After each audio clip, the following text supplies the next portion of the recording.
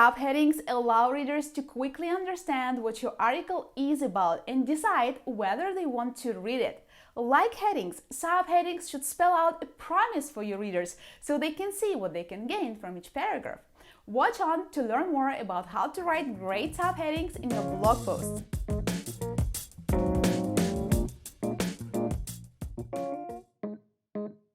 Hi there, my name is Katerina. Every week I share useful tips and insights on content marketing and writing. Subscribe to this channel so you never miss them. I also wrote a book for content writers called From Reads to Leads. You should check it out to learn more about what rules you need to follow to create content that converts readers into leads. Click on the link in the description to this video. Many writers don't think subheadings are important, and so they don't spend as much time writing them as they do writing headings. But no matter how great your heading is, if you do a poor job writing subheadings, people will leave your website. Think about subheadings as doors that open up to rooms of text.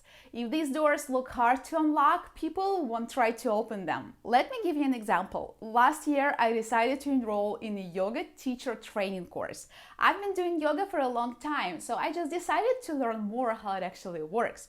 So I went online and googled yoga per insegnanti, or yoga for teachers in Italian because I live in Italy, and started looking for options.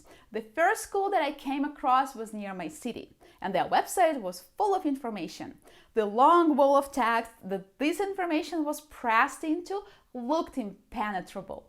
I tried to read it word for word, but still couldn't understand what this course offered.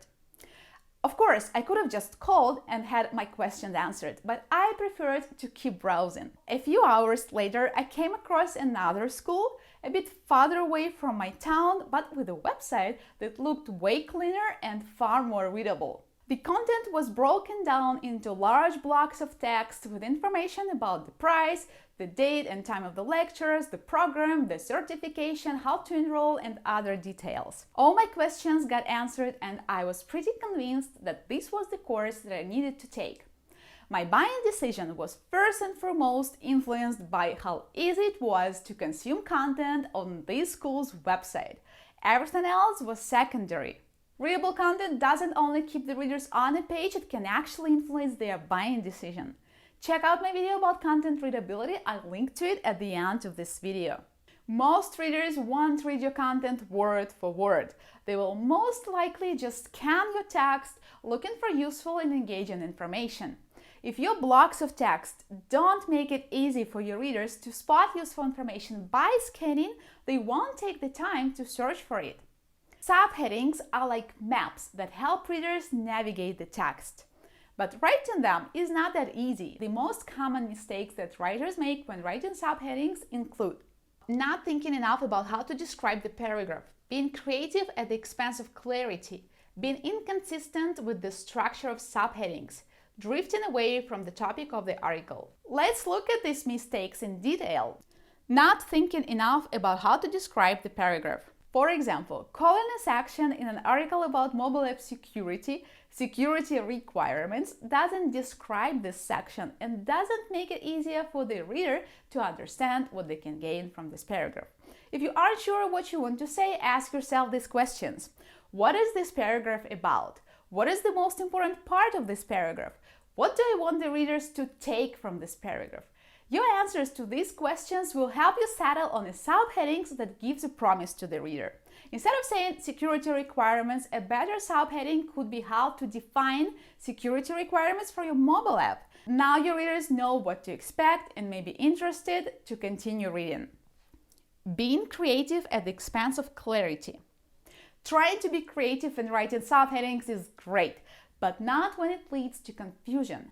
If one of your subheadings in an article about the types of nutrition apps is called Burning Man, it might mislead and confuse your readers. You want to sound creative, but your readers aren't looking to understand what you're trying to say. They want solutions delivered in a clear and understandable manner. Call that section Apps for Counting Calories and don't get too upset when nobody gets your creative ideas. Being inconsistent with the structure of subheadings. If your subheadings have different grammatical structures and length, they might be hard for your readers to process. That's why your subheadings need to follow a pattern. Let's see an example. Headline: 5 tips for the smartest development ever. Subheading 1: the lack of clear goals is why your project might get off track.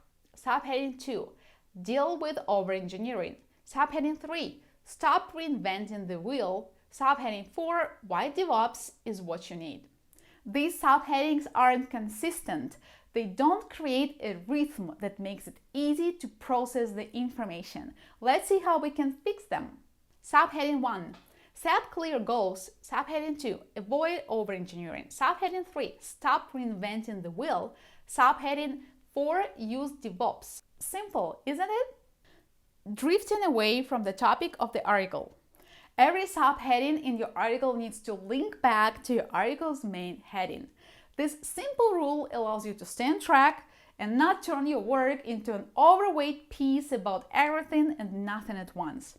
For example, if you're writing an article about how to manage time differences, your subheadings should each list a way in which you can manage time zone differences. What they shouldn't do is mention everything that comes to your mind about this topic. Let's see how this typical mistake looks like. Headline: how to manage time differences. Subheading 1: if you think that time differences are the reason your workflow is going off the rails, it's not. Subheading 2: adjust, don't get adjusted. Subheading 3: start late, leave late. Subheading 4: what if something urgent happens?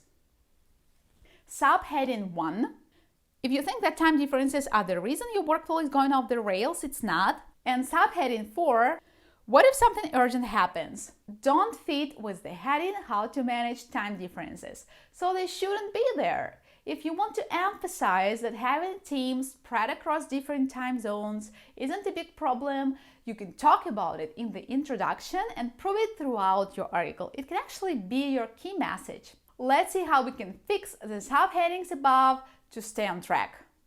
Headline: how to manage time differences. Subheading 1: schedule meetings in advance. Subheading 2: adjust, don't get adjusted. Subheading 3: start late, leave late. Subheading 4: have a plan B if something goes wrong. Now everything looks connected to the headline.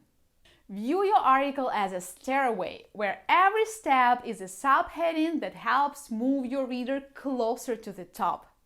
I hope this video has helped you understand how to write good subheadings. I'll see you next time with a new video. Thank you for watching and subscribing to this channel. Я Катерина. Пока-пока.